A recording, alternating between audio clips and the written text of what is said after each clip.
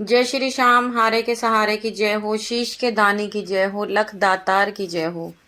दोस्तों, उम्मीद करती हूँ श्याम बाबा के आशीर्वाद से, श्याम बाबा की कृपा से आप और आपका परिवार खुश और मंगल होगा और बाबा श्याम की कृपा सदैव अपने भक्तों पर ऐसे ही बनी रहे। बाबा श्याम हमेशा अपने भक्तों का कल्याण करते रहें।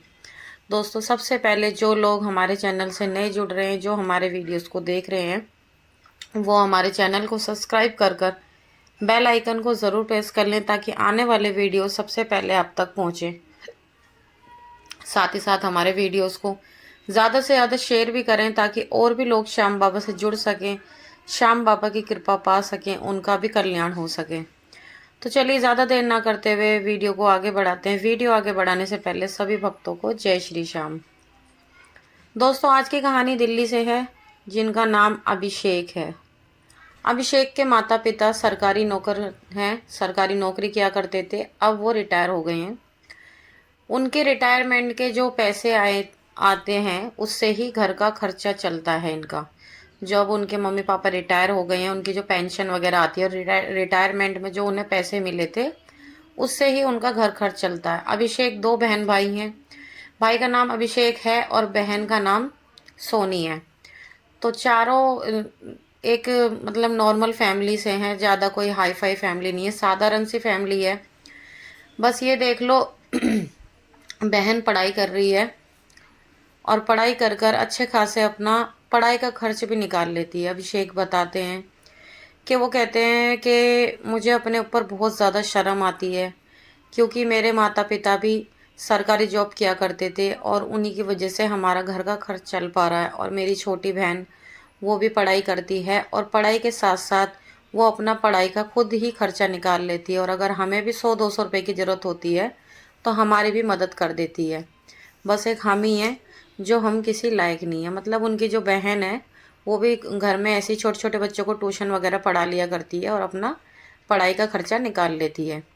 बस अभिषेक जी जो हैं वो एमबीए करना चाहते हैं, जिसकी वजह से उनके पास पैसे नहीं है जिस कॉलेज में वो एडमिशन लेना चाहते हैं।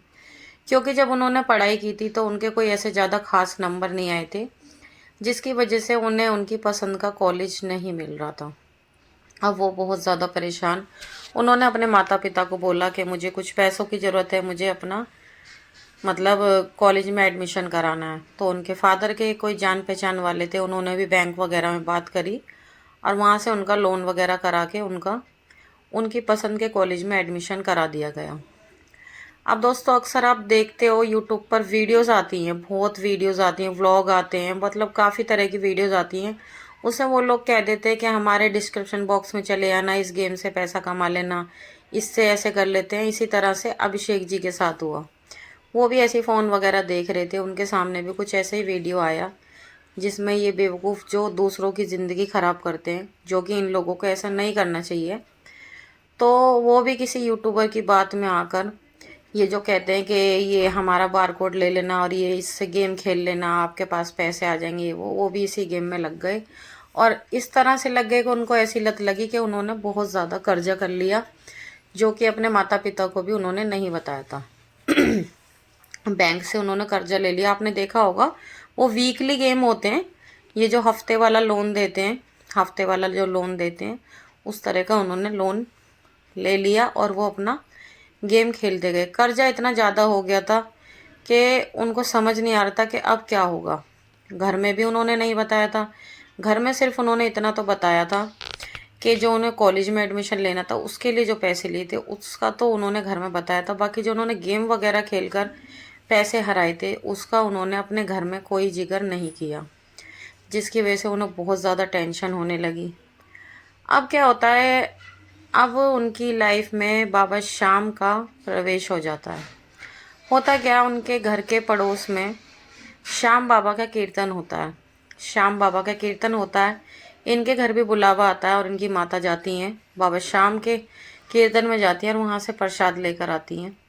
तो अपने बेटे अभिषेक को भी देती हैं, कहती हैं ये ले बेटा प्रसाद। तो वो कहते हैं मम्मी ये किस चीज़ का प्रसाद है।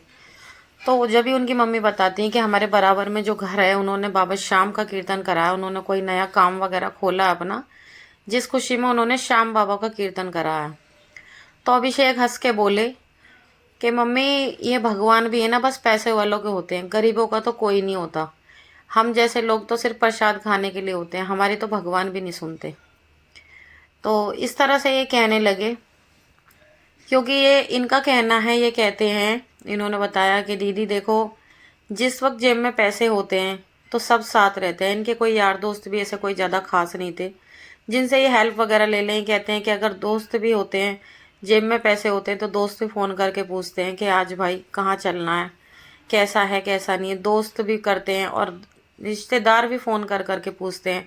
पर जब आपकी जेब में पैसे नहीं होते तो कोई रिश्तेदार यूँ भी नहीं पूछता कि आपके क्या हाल चाल है, आपका घर में सब ठीक ठाक है नहीं है, आपने खाना भी खाया नहीं खाया, कोई नहीं पूछता। तो इनका कहना ऐसा है। तो जब इन्होंने अपनी मम्मी से ये कहा, तो जब इनके पापा बोले कि पागल है तू, ऐसे क्यों बोल रहा है? अगर तेरे को किसी भगवान पे विश्वास नहीं है तो तू भी एक बार अर्जी लगा के देख ले, क्या पता तेरा भी काम बन जाए। जब इनकी बहन बीच में बोल पड़ती हैं, सोनी जी, ऐसा लगता है जैसे बस वो बहुत दिन से यही सोचे बैठी थी कि वो अपने भाई को बताए।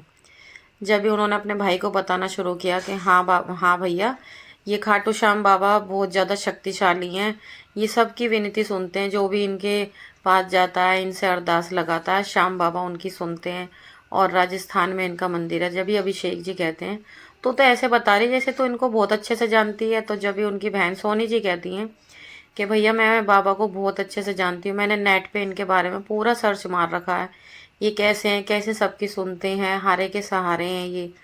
तो बस वो बताती गई और अभिषेक जी सुनते गए। उनको मतलब सुनने में इतना ज़्यादा आनंद आया, उन्हें ऐसा लगा कि बस अब तो मुझे खाटू श्याम जी जाना है। फिर उन्होंने कहा कि चलो तो फिर देर क्यों करते हैं, हम भी चलते हैं, हम भी देखते हैं कि श्याम बाबा क्या हमारी भी सुनते हैं। तो जब ही वो कहते हैं कि मम्मी पापा चलो मैं एक टैक्सी बुक कर लेता हूँ और अपना चलते हैं, तो उसके मम्मी पापा कहते हैं अरे नहीं बेटा, हमारे बस की नहीं है, और अभी तो ऐसे कैसे चला जाएगा इतनी दूर गाड़ी से। तो कहते हैं कोई दिक्कत नहीं, चलेंगे, बढ़िया गाड़ी बुक करेंगे और आराम से चारों बैठ के चलेंगे। अभिषेक ने गाड़ी बुक करी और अगले ही दिन वो खाटू श्याम जी के लिए निकल पड़े। जब वो खाटू श्याम जी के लिए निकले तो उन्होंने ड्राइवर को बोला कि भैया ऐसे ऐसे लोकेशन वगैरह डाल लेना और वहाँ पर है। तो जब भी वो ड्राइवर बोला कि अरे भाई आप मेरे को मत समझाओ, मुझे पता है कि आप कहाँ जाना चाहते हो, मैं वहाँ पर हर महीने जाता हूँ, और अगर आप मेरे को बोलोगे लोकेशन डालने के लिए तो मैं ड्राइवर ही किस बात का, है ना। तो वो कहने लगे कि मैं इतने सालों से गाड़ी चला रहा हूँ, मेरे को सब एक्सपीरियंस है, आप बस बैठो और चलो, अगर आपको रास्ते में कहीं भी रुकना है कुछ खाने पीने के लिए तो मुझे बता देना, मैं वहीं पर रुक जाऊँगा। तो निकल पड़ते हैं चारों अपना घर से थोड़ा खाना वगैरह बना के ले जाते हैं, क्योंकि देखो मिडिल क्लास के साधारण फैमिली है, कोई ज़्यादा इतनी हाई क्लास फैमिली नहीं है जो अपना कहीं भी रेस्टोरेंट वगैरह में खा लें। तो अपना घर से वो आलू की सब्जी और भिंडी, दो तरह की सब्जियां, पूड़ी वगैरह बनाकर घर से ले जाते हैं। तो रास्ते में कहीं पर रुकते हैं। अब आपको तो पता ही है मिडिल क्लास अपने सोच समझ के कदम उठाती है, तो उन्होंने अपना खाना तो घर से लेके ही गए थे। उन बेचारों को ये भी नहीं पता कि कैसे जाना है, खा के जाना, भूखे पेट जाना, कैसे जाना है। बस उन्होंने रास्ते में खाना वगैरह खाया, ड्राइवर को भी खिलाया और एक एक चाय ले ली बस, और फिर वहाँ से निकल पड़े। जैसे ही वो वहाँ से निकल पड़े और जब श्याम बाबा के दरबार पहुँचे तो काफ़ी दूर से उन्हें वहाँ पर भीड़ नज़र आई। उन्हें ये नहीं पता था जिस दिन वो पहुँचे उस दिन 11 थी। पहली बार गए और पहली बार ही 11 वाले दिन वो पहुँच गए। तो जब भी अभिषेक जी बोले कि लगता है इस मंदिर की तो बहुत ज़्यादा मान्यता है, यहाँ तो बहुत ज़्यादा भीड़ है, काफ़ी ज़्यादा भीड़ हो रही है। तो जब भी वो ड्राइवर साहब बोले कि आज 11 का दिन है इसलिए यहाँ पर भीड़ है, और 11 वाले दिन यहाँ पर ऐसे ही भीड़ रहती है। तो जब भी ड्राइवर ने उनसे बोला कि आगे ज़्यादा भीड़ है, मैं यहीं पर गाड़ी रोक देता हूँ, यहाँ से तुम पैदल चले जाना। तो अभिषेक जी अपने मम्मी पापा से कहते हैं कि मम्मी पापा आप चल लोगे पैदल? तो उनके मम्मी पापा कहते हैं हाँ हाँ चल लेंगे, कोई दिक्कत नहीं। और वो वहाँ से श्याम बाबा के दर्शन करने चले जाते हैं। अब देखो होता क्या है, अक्सर आपने सुना होगा कि जब भी पहली बार कोई जाता है बाबा श्याम के दर्शनों के लिए, तो बाबा श्याम को देखते एकदम सन्न रह जाता, उसको समझ नहीं आता कि आखिर हुआ क्या। और उनके साथ भी कुछ ऐसा ही हुआ जब वो बाबा के दरबार पहुँचे, क्योंकि जब बाबा के दरबार पहुँचते हैं, बाबा के दर्शन करते हैं, वहाँ का ऑरा इतना ज़्यादा पॉजिटिव होता है ना कि आप भूल जाते हो। वो उनके साथ भी ऐसा ही हुआ, उनको यही नहीं पता कि वो किस लिए आए हैं, वो भूल गए कि उन्हें बाबा से मांगना क्या है, बस वो बाबा को देखते ही रह गए, बाबा को देखते ही रह गए और बाबा के दर्शन किए, वहाँ से चल दिए। वहाँ से चल दिए और गाड़ी में बैठे तो जब उन्हें याद आया कि हमने तो बाबा से कुछ मांगा ही नहीं। अभिषेक ने जब भी गाड़ी में बैठे बैठे बाबा से अरदास लगाई, वो काफ़ी टाइम से एक जॉब की तलाश कर रहे थे जो कि उन्हें नहीं मिल रही थी, और जो जॉब इन्हें पसंद आ रही थी वहाँ इनको जॉब नहीं मिल रही थी। तो बाबा से इन्होंने अरदास लगाई, चारों ने ही अपनी अपनी अरदास लगाई और चारों को जो जो उन्होंने मांगा वो श्याम बाबा ने उन्हें दिया। अरदास लगाई और जब ही गाड़ी में बैठे हुए थोड़ा आगे ही पहुंचते हैं, जब भी उनके पास जहां से उन्होंने जॉब के लिए जहां पर अप्लाई किया था वहां से कॉल आती है, और वहां से वो लोग कहते हैं कि ऐसे ऐसे आपने जॉब के लिए अप्लाई किया था और आपको सिलेक्ट कर लिया गया है और आप जॉब कर सकते हैं। अगर आप चाहें तो आप जयपुर में कर सकते हैं, नहीं तो आप दिल्ली में कर सकते हैं। जब भी अभिषेक ने कहा कि देखो मेरे माता पिता बुजुर्ग हैं तो मैं जयपुर नहीं जा सकता, अगर पॉसिबल हो तो आप मुझे अगर दिल्ली में ही करा देंगे तो मैं दिल्ली में कर सकता हूँ, वरना मैं नहीं कर सकता। तो उन्होंने कहा कि चलो ठीक है, अगर आप दिल्ली में करना चाहते हो तो आप दिल्ली में कर लें। और सैलरी जो अभिषेक चाहते थे उनकी उम्मीद से ज़्यादा उन्हें मिली, इतनी कि वो 6 से 7 महीने में अपना कर्जा उतार सकते थे। अब कर्जा उन पे लगा लो करीब 9 से 10 लाख रुपए उन पे कर्जा था। अब आप अंदाज़ा लगा लो कि कितनी सैलरी होगी। तभी उन्होंने हाँ बोल दिया और अभिषेक खुशी के मारे एकदम झूम उठे और रास्ते में ही उन्होंने गाड़ी रुकवाई और कहा मम्मी पापा आप ये बताओ आपको क्या खाना है मीठे में। तो कहने लगे अरे क्या हो गया तेरे को एकदम से। तो वो कहने लगे नहीं बताओ आपको क्या खाना है, ड्राइवर भैया आप बताओ आपको क्या खाना है। अपनी बहन से कहने लगे गुड़िया तुझे क्या खाना है। तो सब शौक हो गए कि एकदम इसे क्या हो गया कि नहीं आप बताओ तो सही। तो मम्मी पापा कहने लगे लिया जो कुछ तेरे को अच्छा लगे, जो तेरा मन करे लिया, रसगुल्ले वगैरह या बर्फ़ी लिया। तो वो जाकर बर्फ़ी ले आता है और सबको खिलाता है गाड़ी में ही और बहुत ज़्यादा खुश होता है। तो उनके मम्मी पापा कहते हैं अब ये तो बता दे आखिर तूने ये किस खुशी में खिलाई है। तो जब उसने बताया जिस जॉब की मैं इस दिन से तलाश कर रहा था, जहाँ पर मैंने कई बार अप्लाई किया था पर मेरा सिलेक्शन नहीं हो पाया था, वहाँ से अभी अभी कॉल आया मेरे को सिलेक्ट कर लिया गया है और मेरे को अब मेरी नौकरी लग गई है। तो मम्मी पापा बहुत खुश होते हैं। ड्राइवर जब भी कहते हैं कि ये कोई नई बात नहीं है, जो भी कोई श्याम बाबा के दरबार आता है उसके साथ ऐसे ही चमत्कार होते हैं। मैं तो ये ऐसे चमत्कार रोज़ देखता हूँ। श्याम बाबा आए दिन लोगों के साथ ऐसे ही चमत्कार करते हैं। उसके दरबार पे तो जो कोई जाता है उसके काम बनने से फिर कोई रोक नहीं सकता। तो फिर अभिषेक जी काफ़ी हैरान हो गए, कहने लगे अच्छा भैया ऐसा भी होता है। तो ड्राइवर कहने लगे कि हाँ भाई ऐसा ही होता है। तो अभिषेक जी सोच में पड़ गए कि इतने लोग आते हैं उनकी क्यों नहीं इतनी जल्दी सुनते बाबा, मेरी क्यों सुन ली। क्या मैंने मतलब वो लोग क्या अच्छे से पूजा पाठ नहीं करते, पूजा पाठ तो मैंने भी नहीं की। खैर जो भी है अपना घर पहुंचते हैं। घर पहुंचते ही बैंक वालों का फ़ोन आता है। फ़ोन आता है और बैंक वाले कहते हैं जी आपकी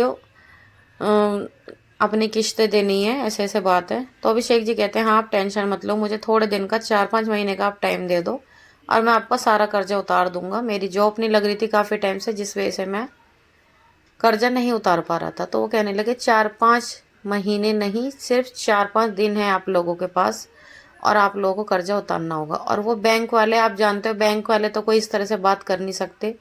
वहाँ पर कुछ ऐसे लोगों को रखा जाता है जिन्होंने काफ़ी गलत तरीके से अभिषेक जी के साथ बातें करी, गाली गलौज भी करी और बहुत ही बेहुदे तरीके से उनके साथ व्यवहार किया, जो कि उनको बहुत बुरा लगा। अब एकदम से उनकी खुशी मातम में बदल गई, बहुत ज़्यादा टेंशन में हो गए। जब भी उनके माता पिता कहने लगे क्या हुआ, अभी तो तू इतना खुश था एकदम से क्या हो गया। तो अभी तक उनके माता पिता को ये बात नहीं पता थी कि उन्होंने गेम खेल कर भी पैसा हरा रखा है। अब वो सोच में पड़ गए क्या करूं। तो 4-5 दिन का समय है। उन्होंने अपने माता पिता को बताया कि ऐसे ऐसे बैंक वालों का फ़ोन था और उन्होंने सिर्फ 4 से 5 दिन का टाइम दिया, अब क्या करा जाए। तभी उनके पिताजी बोलते हैं कि बेटा हमारे गांव में तो ज़मीन है पर वो तेरे ताऊ ने हड़प रखी है। अब वो तो उस पर कब्जा करे बैठा, वो तो हमें देने का नहीं है, नहीं तो उसे बेच के शायद कुछ ना कुछ हो ही जाता। तो उसने कहा ताऊ जी कि हाँ ऐसे ऐसे बात है, जो कि अभिषेक को पता ही नहीं था। अभिषेक कहने लग गया कि मैं जाऊँगा और मैं बात करूँगा। जब भी उनके पिताजी कहने लगे नहीं बेटा तेरा जाने से कोई फ़ायदा नहीं है, उसकी काफ़ी ज़्यादा उठ बैठ है गाँव में, काफ़ी चलती है, वो तेरी नहीं सुनेगा। फिर भी उसने कहा नहीं मैं एक बार जाऊँगा। अगले ही दिन वो अपने गाँव के लिए निकल लेता। गाँव का रास्ता उनके घर से करीब 4 से 5 घंटे का रास्ता है। गाँव के लिए चले जाते हैं वहाँ पर जाकर ताऊ से मिलते। पहले तो वो प्यार से बात करते ताऊ से, पर ताऊ जी नहीं सुनते। वो कहते हैं कि नहीं, मैं तो तुझे एक ईंट भी नहीं देने का, तू अपने हिस्से की बात कर रहा है। और ये वो तो उसने प्यार से भी कहा कि चलो आप मुझे कर्जा दे दो, मैं आपके लौटा दूंगा। कि क्यों दे दूं मैं तुझे कर्जा, मैं तो नहीं देता कोई कर्जा। तो फिर काफ़ी ऐसे करते करते गुस्सा गुस्सी हुई, सिर्फ हाथापाई होने से रह गई। उसने कहा कि ताऊ जी देखो, ये हमारे हिस्से की ज़मीन है ये वो। तो उसने कहा कि कर ले तुझे जो करना है, जा तो पुलिस में रिपोर्ट लिखवा, कोर्ट कचहरी करा, मैं तुझे एक ईंट भी नहीं हटाने दूंगा यहाँ से, ऐसा वो कहने लगे। तभी अभिषेक वहाँ से निराश होकर अपने घर लौट आए। उन्होंने घर आकर अपने घर में सारी बात बताई। तो अभिषेक के पिताजी कहने लगे, मैंने तो तेरे को बेटा पहले ही कहा था कि वो इस तरह का, इसलिए हमने उससे कुछ कहा ही नहीं। हम उसके साथ दिमाग नहीं मार सकते, वो बहुत बेकार इंसान है, हमारा हिस्सा हमसे छीन रहा है। तो फिर वो कहने लगे, तू एक काम कर, श्याम बाबा ने तेरी नौकरी लगवाई है, श्याम बाबा सुनते हैं, तू एक काम कर, श्याम बाबा से ही अरदास लगा। तो अभिषेक का भी दिमाग काम करा। अभिषेक ने कहा, पापा बात तो सही कह रहे हो। तभी वो मार्केट गया। मार्केट में आपने देखा है शॉप होती है जहाँ पर भगवान का रिलेटिव, भगवान से रिलेटिव सामान बिकता है, भगवान की किताबें और ये तस्वीरें वगैरह बिकती हैं। वहाँ से एक श्याम बाबा की छोटी सी तस्वीर खरीद के ले आता है और श्याम बाबा के आगे अरदास करता है। बाबा श्याम को अपनी परेशानी बताता है। इतने ही एक गेट पर दरवाज़ा कोई खटखटाने लग जाता है।